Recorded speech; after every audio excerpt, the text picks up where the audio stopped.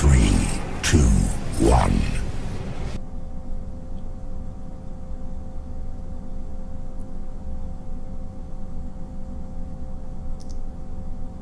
Welcome back, ladies and gentlemen, to North American Harness Update. I am host for the evening, Rod Allums Jr., or as Facebook likes to call me, Rod Jr. Allums. Joined by Mike Grabozzi in his doctor uniform, scrubs. How you doing, Mike? I'm good, working, sort of. Must be nice to work like that. Well, we'll see. It's minute to minute around here. You know how it is. So. But on tap tonight, we've got basically a ton of stakes races. If you didn't read the title of this show, stakes races galore everywhere. 3 stakes finals at Woodbine Mohawk Park. And tonight, we're going to do the late pick 4 from Woodbine Mohawk Park live on the air. And last week, if you didn't tune in, we were at Running Aces for the Night of Champions. Big show there. Huge handle, over $108,000 in the pick 5 with the mandatory payout. So we definitely want to thank everybody for jumping in on that played. Luckily, we got well over the guarantee. There was no issues. We didn't have to drag 45 minutes, and overall the night was good, I'd say. Wouldn't you agree, Mike? Oh yeah, it was a good night. I wasn't there, but I was, kind of, live via satellite, and we had fun. It was a long show, but a lot of great races. I thought it was a good night. We had some prices. It was one of the better Aces shows I thought that they had put on. It was really good racing, good program, really nice horses. I look forward to next year for that meet. Yeah, I totally agree. Running Aces does it right, and we definitely want to thank them for letting us be involved in their product, because it's a great thing they're trying to do there, and they really love their racing up there in Minnesota. So shout out to Ben Bloom and Darren Gagne from Running Aces. Yesterday, I was at the Little Brown Jug. I know you weren't there, Mike. You were watching, though. What an atmosphere. What a race. The final was just incredible. The second elimination, all kinds of antics happened there. The first elimination kind of went as expected. But overall, betting-wise, it was good. It was a very good card. The racing was really good. We had 2 or 3 miles and under 150 on the half. Yeah, that's crazy. I would like to get there. I've never been. I just want to be there, kind of like, it's almost like going to the Derby. You almost have to do it, kind of experience it. It looks like fun. I watch it all the time. I watch it every year. I watched it yesterday. That was great racing. It's I feel like I wish that maybe you could get more of that, more of that atmosphere, more of that kind of that feel into some of these bigger nights and bigger races. But that's an intimate setting. I think that has a lot to do with it too, and it's a lot of the local people that come. So. Yeah, you get the fair aspect of it because there's carnival rides and stuff like that, and you got all the concessions. But you also get the racing aspect, and you get a mix of everything that makes racing great, along with what makes the community there. You know what I mean? Because it is a county fair, and plus you get top horses too. I mean, you get the best going up there too. I think that makes a huge difference. I mean, it gives it legitimacy for sure. Yeah. The history does too. Everything about it is just a cool thing. So everybody that's not for the job. So everyone that saw me yesterday said hi, jumped on my live videos. Thank you. Special shout out to Chris Gooden, who put me in charge of the finish line camera for the Jug Final. I want to see those pictures, Chris. But we got some racing to talk about here. And we're going to start it with tonight, race number 9 at Woodbine Mohawk Park. This is the start of the late pick 4.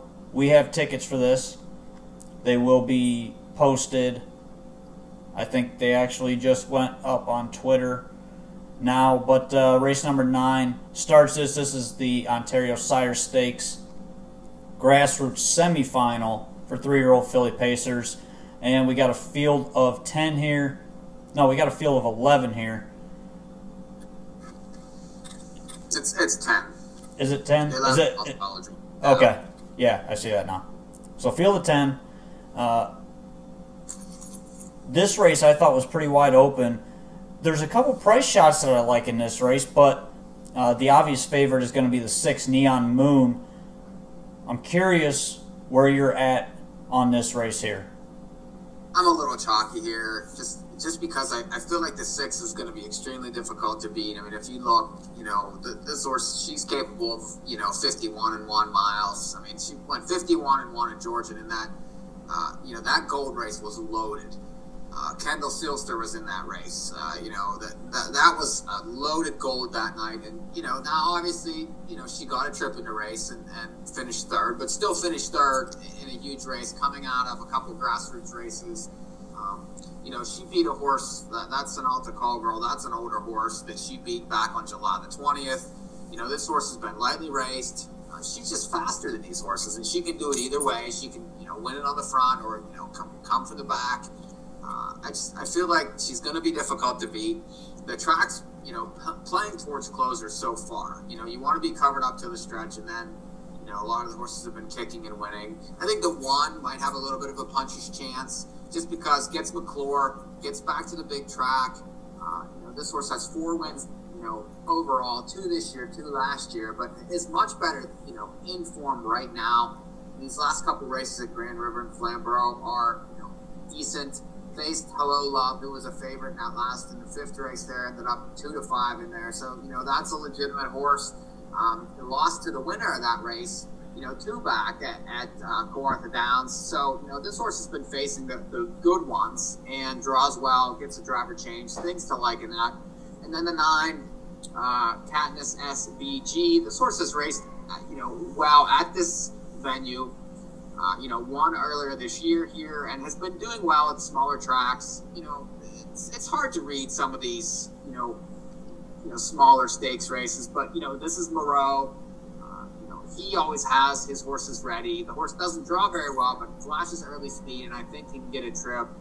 So if the favorite should go down, I think it's probably going to be one of those 2 beating her. But, if I were playing, and I am, I would probably play my ticket using the top 3 and then probably double up just keeping the 6 in the first leg.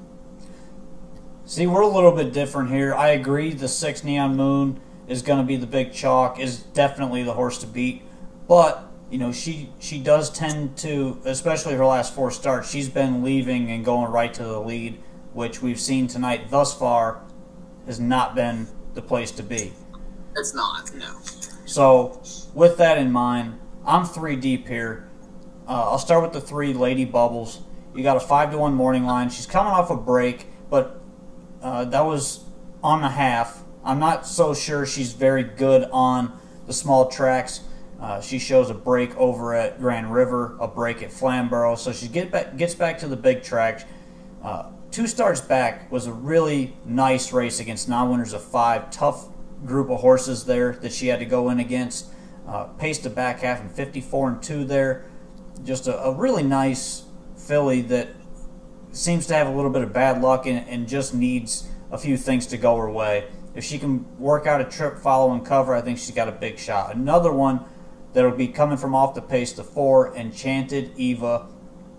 Last week got shuffled back basically to last, had no chance at all at Flamborough, and only got beat a couple lengths. Paced a back half in 55 flat at Flamborough. That's a big half there. So I think you got to throw her on as a price play. Doesn't have a big winning mark, but she's close against these types. She just needs a trip. And she's cheap. Oh, that's her problem. I mean, she is a little bit cheap, but she can get a nice trip here, and if she does, she's got a big upset chance, especially the way the track's playing.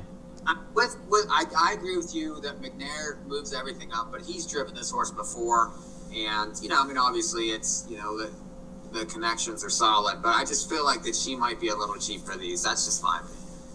She could be, but I'm using her off of her getting a nice trip, and her last start at Flamborough was very impressive. I think she's on the improve coming into this race. We'll see. Big price play there.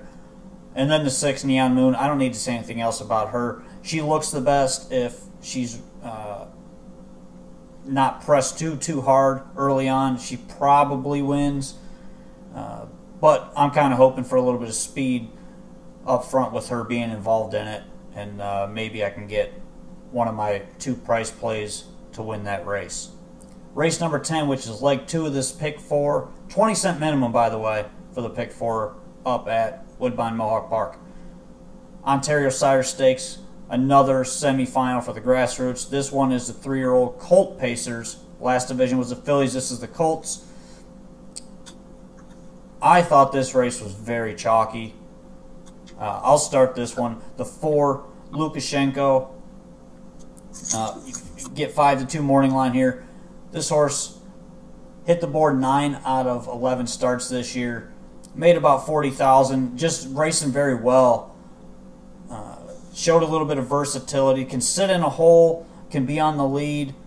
Seems to like the lead best, but doesn't necessarily need to have it. So, with that being said, I think you're going to see this horse be in contention the entire way and be heard from late in the mile. And then the 5, pretty handsome, morning line favorite at 8-5. Coming off 2 straight wins, last one in 150 and change. Very impressive there on the front end. No reason not to have this horse on your ticket.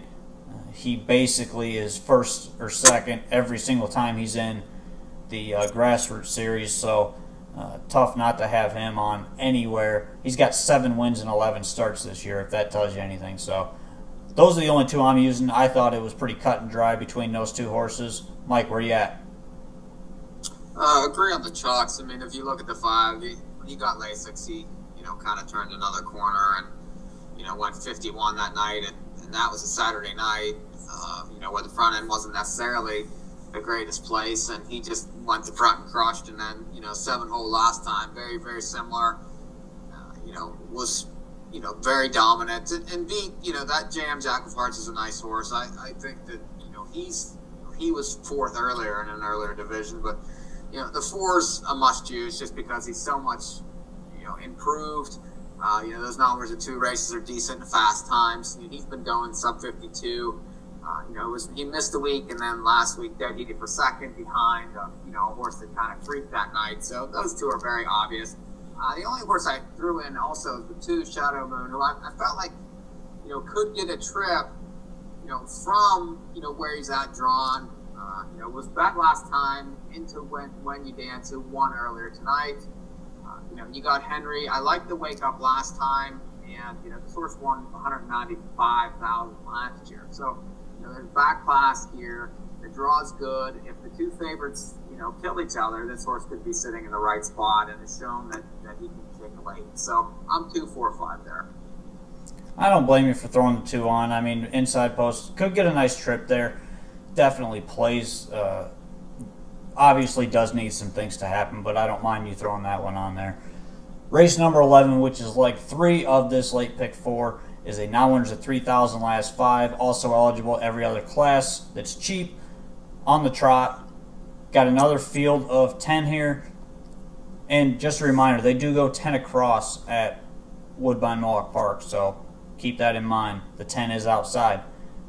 I thought this race was the toughest race in the whole sequence. Mike, where are you? I don't want to know what you thought of the race. What did you kind of consider in this race, seeing that there's a lot of early speed here? Well, I mean, I mean, I'm 5 deep in the race. It's typical bottoms here. So, when you have bottoms, it's a lot of horses that are either dropping, that have been losing, or are stuck at the bottom and can't get off. That might be, cashing checks but not earning enough to get off the bottom. It's an extremely tough race. It's trotters. Some of them don't always stay flat. My top pick in the race was the 5, Burning Money, who has made $660,000 and is capable of crushing these off his best. And if you look, missed some time there, was off since June, qualified okay, and then made a break from the 9 hole. Well, it's Osceola. I'll just pitch that race, and then they qualified right back on the 18th of September and won by 13 1/4 lengths. So, if this horse is right, still made $64,000 last year. A little bit, roughly gated this year and struggling, but if he can figure this horse out, you're getting 8-1 morning line, and I think that there's value to be had with him, given the right setup, especially if he's right, because if he's right, he eats these horses. I feel. The 8's usable just because this horse won 7 races last year. Another one that has been roughly gated this year and usually sits, but has some back class, was bent last time, and kicked 27 4, but that was after a break early. So that was a huge recovery from the 10 hole. Draws a little better here. Needs to stay flat. And you're probably not going to get the price you necessarily want, but I think you probably have to use that one to protect. The 3, this is another one. Came from Grand River. Likes to share more than likes to win. 12 shares this year. But capable from this post, consistent enough, doesn't really make breaks. Coulter shows up to drive. He's been driving well here too. I mean, you can't fault the horses that he's been driving. So I think that horse isn't used. The 1, drops from numbers to 7,500, draws inside, kicked 27 3 last time, lost to Major Muscle, had to face PLGO2 back. I mean, that horse is a stakes horse. Willie Irwoni 3 back at Georgia, and that horse loves that racetrack. So there's angles there, I think, on the 1. If you look at the 4, the 4's interesting. Crushed a bottom field 4 back, had no chance off the drive. Our 4 back had no chance on the drive, then ended up winning at 5-1, 3 back, 9 hole, no chance from the outside, and then I don't know what happened last time. Ended up inside pylons and disqualified. This horse fits, but is quirky like most of them. So you can see like there's a lot of different ways to go in the race. It could shape up anyway. I'm 5 deep. I'm going to use those 5. Hope that one of those finds a way to navigate them, and maybe we can get a decent price going forward.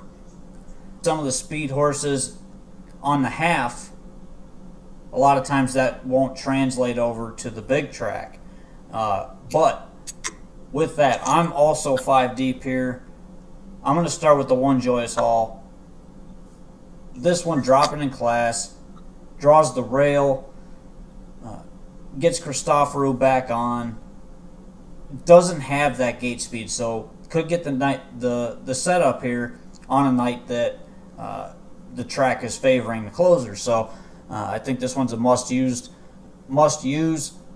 Can get home enough and is pretty consistent with what he does or she does week in, week out. We know what she's going to do, so you won't see any surprises from her. The 3 Eternal Quest is going to take some money off of the last 2 lines. He's in good form right now. My biggest issue is he's just sitting at this class level. So, it's one of those. He's one of those horses. He's 2 for 28, 4 for 54 over the last 2 years. So I'm not big on him. He's going to take too much money, but I'm still going to use him just because he's in very good form right now, and he might be able to work out a trip here. The 5, Burning Money. Like Mike said, this is the class of the race. Over $600,000 in career earnings. I think you got to have him. The 6, Satanta. 2 qualifiers there. he just kind of got off form a little bit, took some time off, came back. He looks to be, that last qualifier was very impressive. If he's ready, Paul McDonnell should have him in striking range, turning for home, and he's got a big shot. And he should be. Look at this horse faced in those 2 qualifiers: Emoticon, Hanover, Musical Rhythm, and then Dream Together 2 back. Yeah. Those are some serious animals. I mean, this horse has been chasing in those qualifiers. I didn't use this horse because, flat out he's a hanger, but I'm just, I could see him, I guess. Yeah, I think maybe the time off might have helped him a little bit. Maybe. We'll see. We'll see how he does here. I think he's a definite player, and he should be following the 5 Burning Money as long as the 5's flat. We'll see how that goes, but I think he's in line for a good trip. The 8, Giselle Tree Lane, another one, kind of quirky. She's got some issues, but when she's flat, she's plenty fast enough. She, last time she made a break early on, ended up catching the field and passing a couple of horses out. There was 2 of them that ended up breaking, but came last half there in 56 after the break. So this one is in the right form if she can just stay flat. That's going to be the key. Hasn't won yet this season off of 7 starts. Lightly raced. The issues are there, obviously. After, last year she made almost 90,000 and 7 wins in 19 starts. So we'll see how she does here. She's going to take a little bit of play, I think. I'm not sure who the favorite's going to be here because it is a pretty wide open betting board in this race. But I will tell you that the 3 is going to take money and the 8 is going to take quite a bit of money as well, even though she's kind of 50-50 at this point. But that's what I got there, 1, 3, 5, 6, and 8. So race number 12, the final leg of this late pick 4, is a filly mare. Now winners of 3,100 last 5 on the pace, and you got another full field of 10 here. I thought this was pretty wide open again, so I'll start at the 4, Bernadette. We know what she can do when she's right. She obviously has not been right for quite some time now. She's supposed to be the favorite here. She's supposed to crush these, but obviously she's been in this class now for 5 weeks.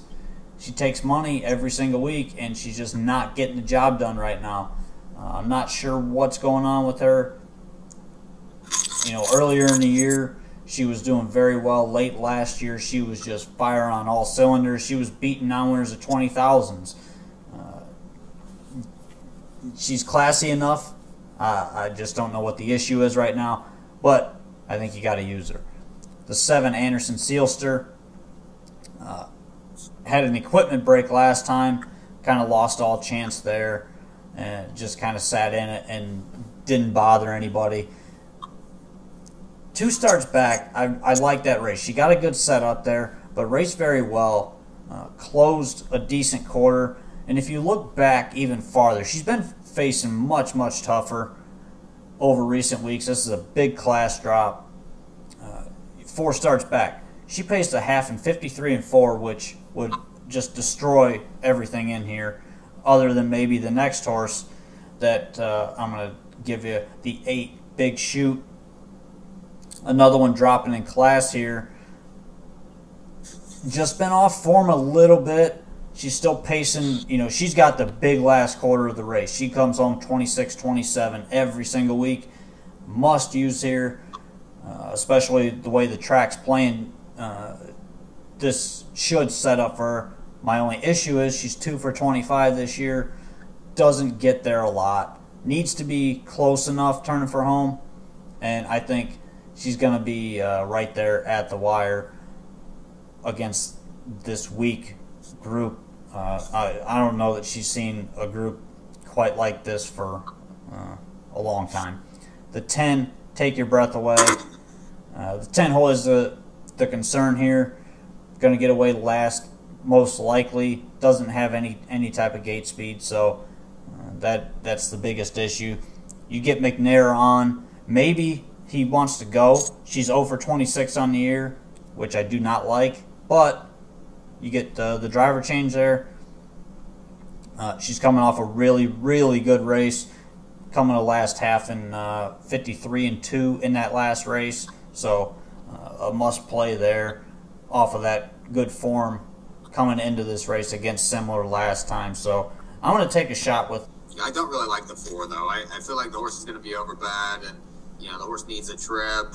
I just don't feel like tonight's the night. A lot of these outside ones have been beating this one, despite this horse having post edge. So no thanks on that one, especially with a little bit chalky early. The 6 I think is interesting. HP Pandora, no chance.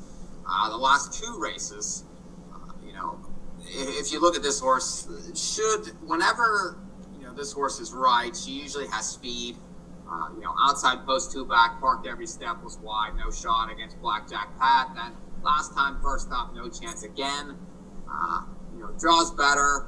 I think that she went fast in the middle of that race and can rebound here. You're getting 9-1 morning line. I would expect her to be close, especially against some of these horses on the inside that like to sit. I feel like she gets a trip though. The 7 is very obvious. My top pick. That race. If you watch that race on September 14th, that was the Kloof Street. Where the horses got hooked up on the final turn and everyone had to scramble. This horse made a break. No chance in that one. Prior to that, at this level, finished second to Blackjack Pat, who was sitting on a drop and a win. Before that was, Sonalta, Call Girl, Quinn Stream. Those horses are faster than she is. This is a perfect spot for this horse. I would expect her to take some money in here, but she's just really difficult to ignore. The 8, Big Shoot. This horse never gets driven correct. Always has outside post. Never is really given a chance. Whenever the horse sees racetrack, always flies home. You see a lot of sub 27 quarters. If you look, you get a drop here now. Baraki, Don't Bruce Carey, 23 Red, all horses that would be very heavily favored in this race. The trip is what matters, and I feel like that horse could win those races if the horse would be driven correct. So I think you have to use this one. And then I agree on the 10. I like the switch to McNair. The horse has been riddled with outside post. Kicked in 26-3 last time.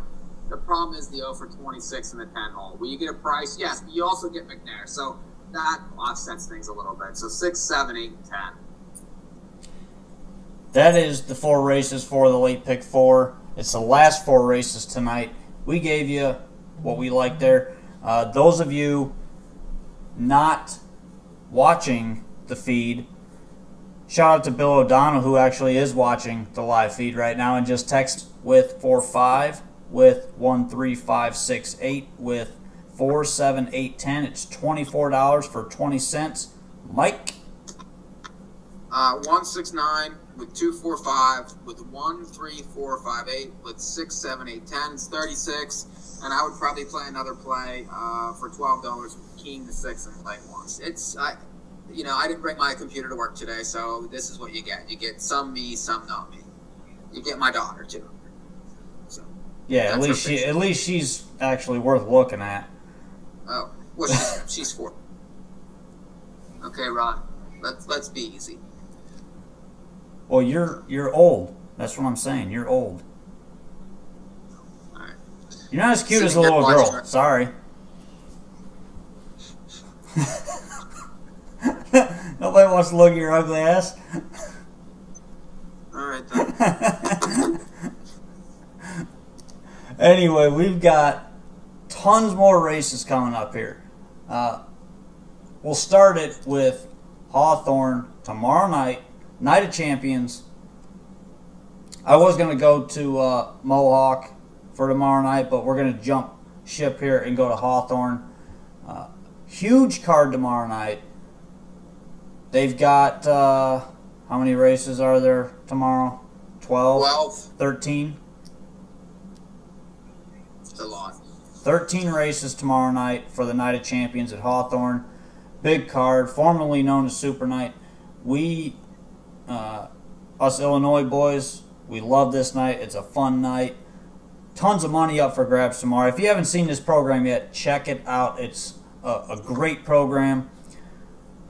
All full fields all night long. You got the likes of Jim Pantaleano coming out, Ron Burke shipping some horses out, Irv Miller, you got a lot of big names going back to Chicago for tomorrow night, so make sure you check this card out if you're watching the races tomorrow night.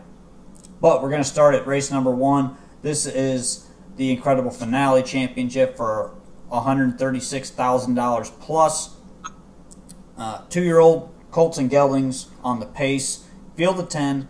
All these are full fields of 10 that we're going through. Now, this race, I think, is a little bit chalky here because you've got the Irv Miller horse here, Mayor on Fire, has been dominant the last 4 weeks. Mike Osting picks up the drive again. Sat the 2-hole last time, popped out when they turned for home and just drew off. Was an easy winner. Like I said, 4 in a row. Won the Governor's Cup down at Du Quoin. Won the State Fair Championship at Springfield. And in that elimination, actually got ran into and still finished 4th there to make the final. So has been the horse to beat all season, I think. But the other contender for me is the 7, the Bucket.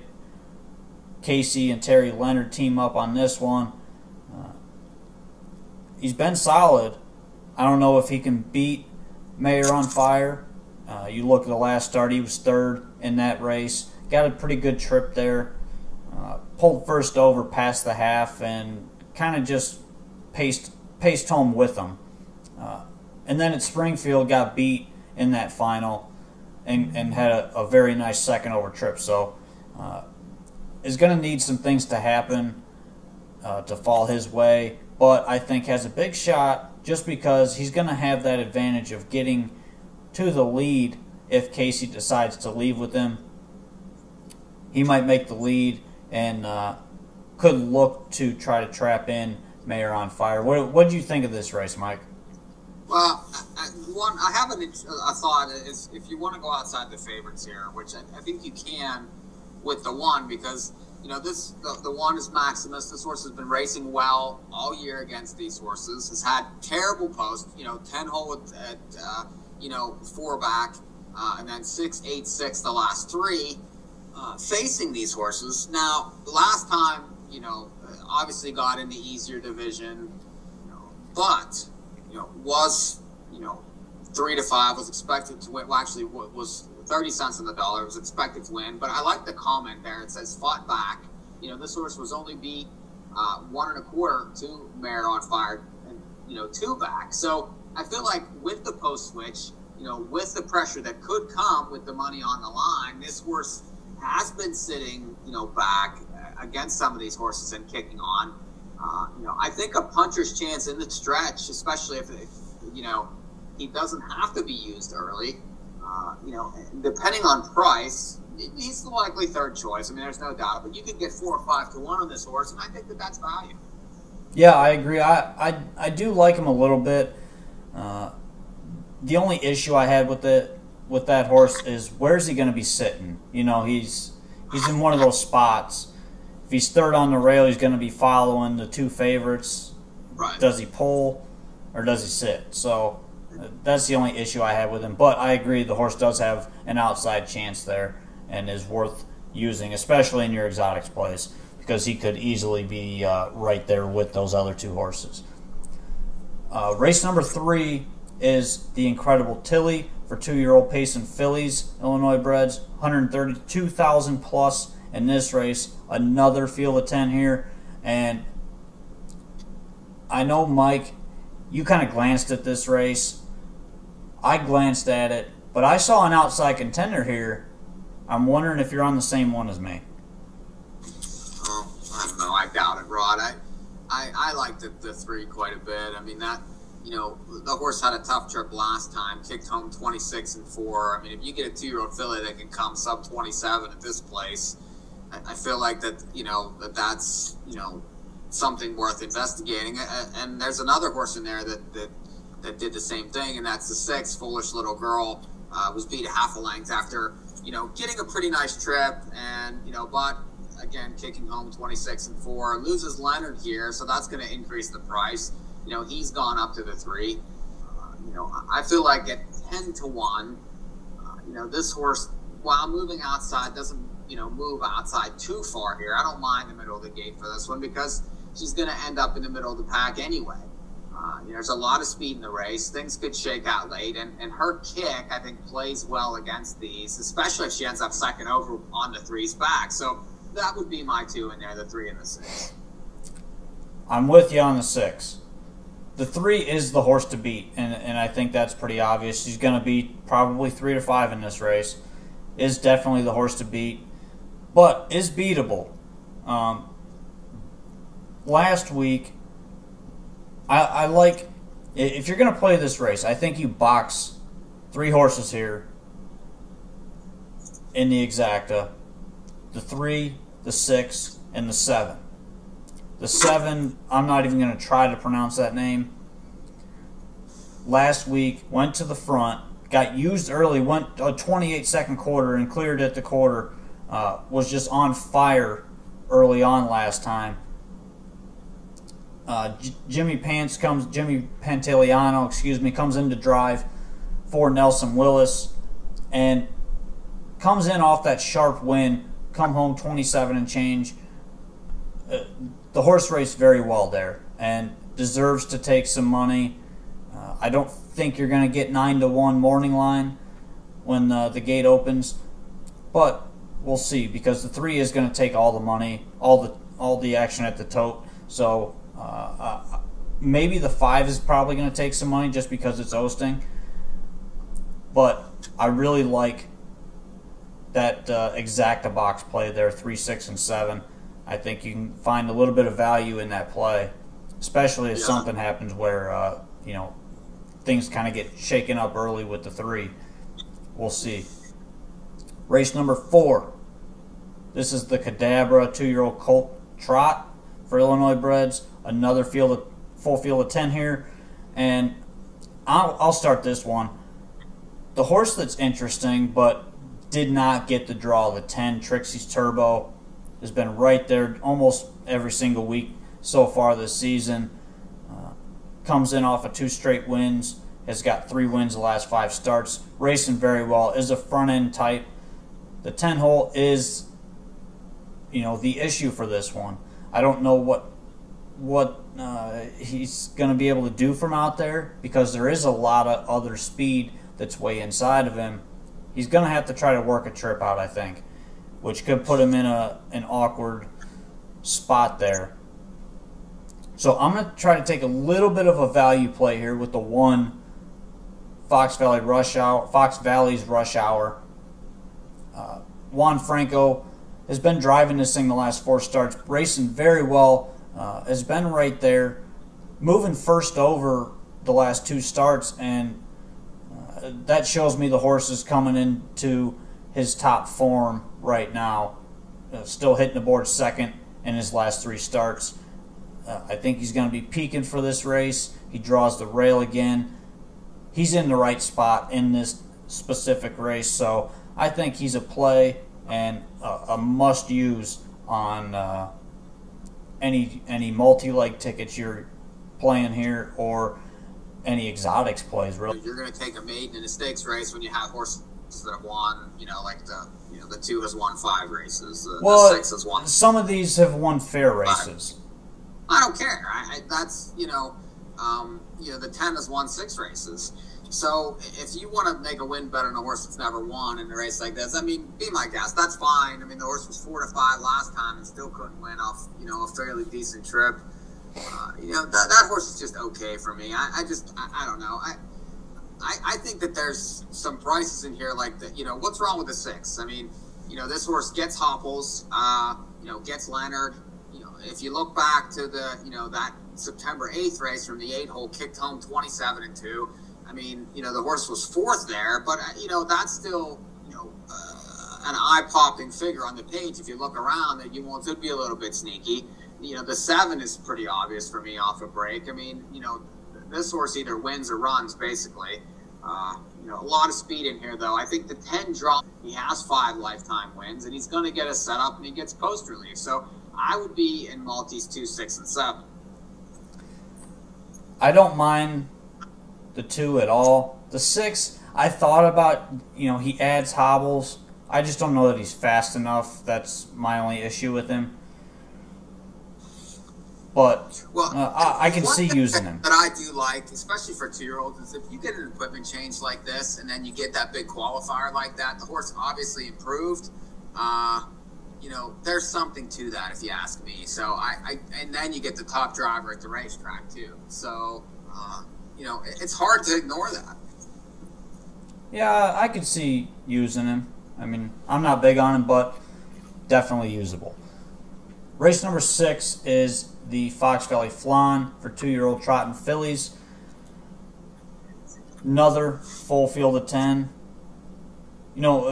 Everybody's been talking about the breeding product. They're not breeding any horses. Look at these fields. They're all full fields. These are all Illinois breds the whole night. There's 130 of them in tomorrow night. Bunch of Illinois breds. So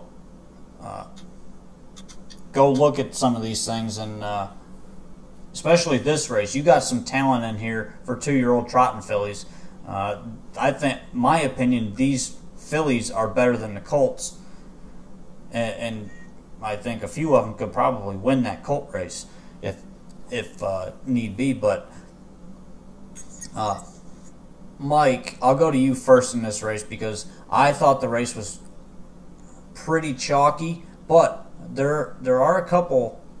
One starts here as a 2-year-old filly, winning 16 of them, and in the money 25 out of 31. I mean, do you think that the horse perhaps could be a little bit over raced? Do you think that that's a bit? A little bit. This was the one. I mean, it's September, and what? Do you remember? You remember this was the first 2-year-old that started this year. When Steve Renard had her, she was racing at Hawthorne when the meet started, and this was the first week in May, I think. She qualified in April. But I don't think she stopped. I No. mean, she hasn't had a break yet. No. Some of these lines, you got September 5th, September 1st, September 5th, September 2nd. You got 3 races in a week. Yeah. I mean, I don't know. I would be against her for that reason, even though she looks best. I just feel like that eventually, something has to give. I would be much more interested in a horse like the One, who has 10 races, is 1-6, draws well, moves inside, takes pressure on the lead, and comes out of the same barn, but looks faster. I mean, if you look back, has a 54-4 mile on the page. I mean, that's massive compared to a lot of these. And you're going to get a better price than the 4. I would focus my bets on the 1. I agree with you. The 1 is the horse I like best here. Gets the rail. Moved first over. Actually made 2 moves there. Made a first over, moved on the backside last time, and won pretty handily. Start before that, made a first over move, past the half, and won handily. She's in peak form right now. She's the horse to beat for me. But I said I liked an outside contender here. The price play is the 6 Puddin' Cheeks with J.D. Finn. She's got early speed. She's been very good recently. She's got all the elements to be able to win this race. The key is how hard is she going to have to get used early on. I would throw this one on as a nice price shot, and if you can find that happy medium with using other horses here, because I think you can go price shopping here a little bit. The 8 Encantado has a shot from the outside with Casey Leonard, Jim Eaton. Good connections there. She got a little steppy last time, late in the mile. So I think her issue is when she really kicks into gear is when she has issues. But she's extremely fast, and she won at Springfield in 154-2. So you can't doubt her speed.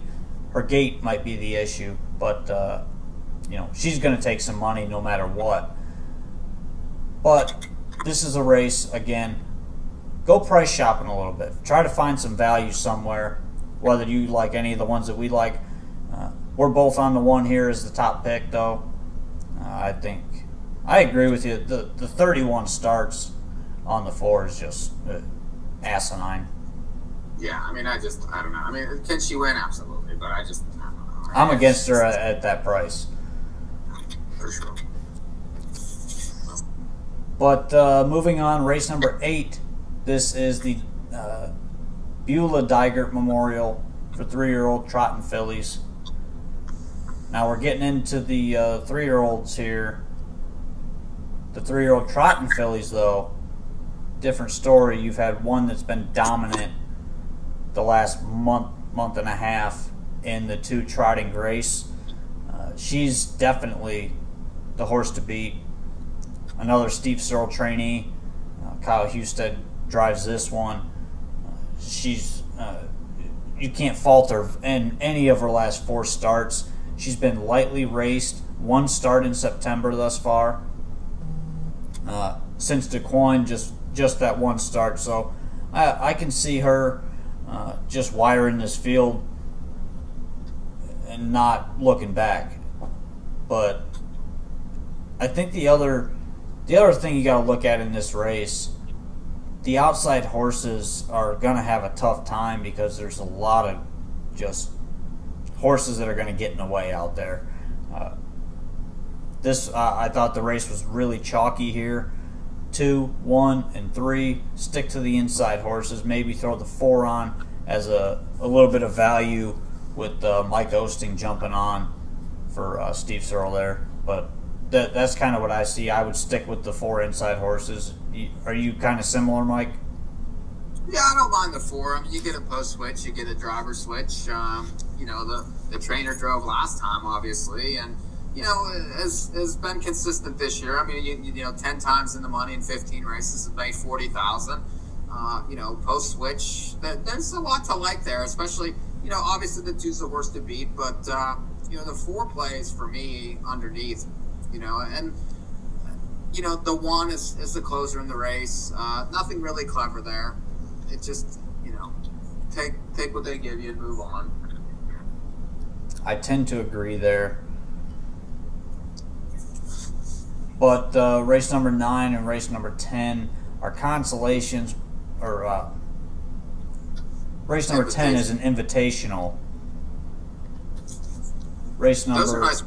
Yeah, actually, race 9 is an invitational as well. These are just open invites, and the interesting one, Pride Crest, coming down from Running Aces. This is race number 9. Pride Crest coming down from Running Aces. He's been absolutely dominant in his last 4 starts up there. Goes to the Leonard barn. I'm kind of curious how he's going to stack up against this type of competition. What do you think?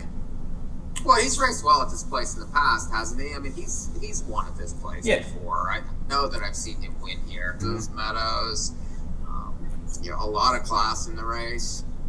Now, what about, you just mentioned the Meadows, Call for Justice, the Burke horse coming in, Jim Pantaleano driving. He's got 3 wins his last 4 starts. And his last start, he was trying to make 3 moves in that race and only got beat a length. Yeah, I mean, these Meadows races are tough. Those are good horses. The top levels are very good. I'm not sure. You look, I mean, the horses won 7 races and 18 starts this year, won 12 times last year. I mean, the class is absolutely there. He's at the top connections, top barn. He draws perfect. Pantaleano comes to drive. So it's hard to follow. And I think a lot of these other horses will be bad, especially these Hoosier horses. I think the 6 takes money. The 7 can take money. The 10 is definitely going to take money out of those invites. Oh, yeah. That's a good race. That's probably one of I like this race much better than I like some of those other ones. The value out of that horse. The thing about this race, it's a very tough betting race. This was well done to get this race together. You've got Banker Volo. We know what he can do. from running Aces. He's raced twice at Hawthorne now, so he's already adjusted there.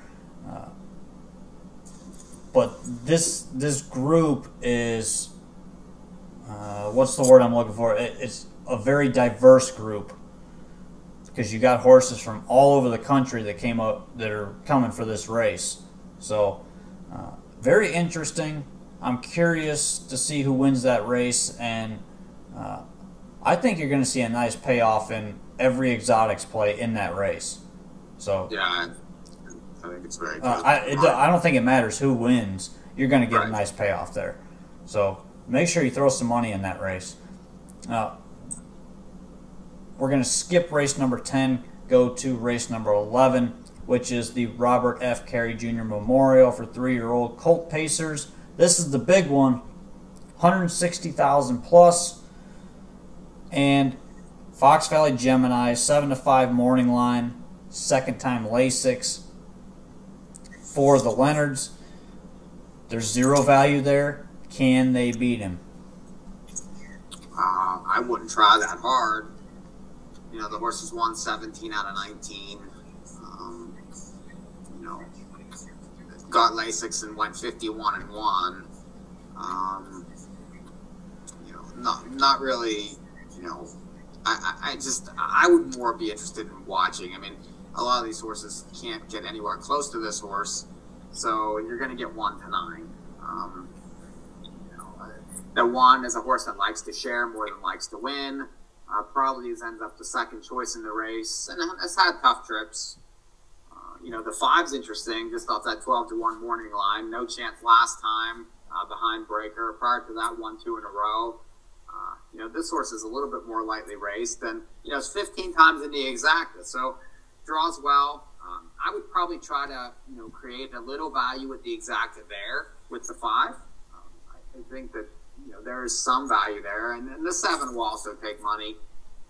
You know, that horse has been winning. You know, it's won 3 out of 4.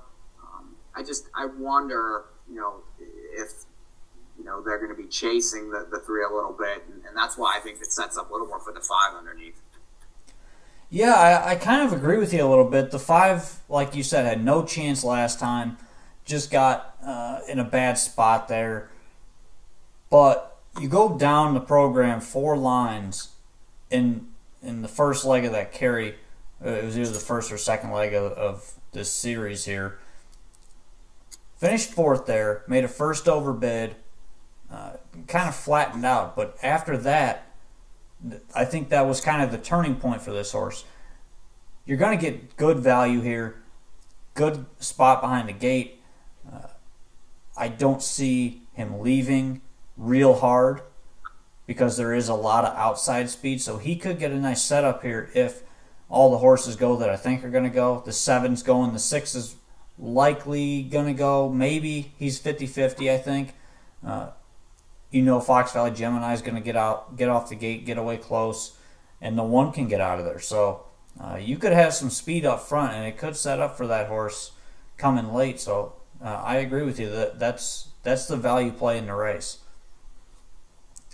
Race number 12, the Plum Peachy Championship. This is the 3-year-old filly Pacers, 125,000 plus on the line here. Another full field of 10, and you got some. You got a couple shippers in for this one. The 10 Party Bell ships in. Had been racing down at the Fairs race at Scioto, based in Ohio with Tyler George. She's very interesting. 10-hole, that's the issue. But I don't see a clear... obviously, the 3 JB Shooting Star is going to take money here. The 5...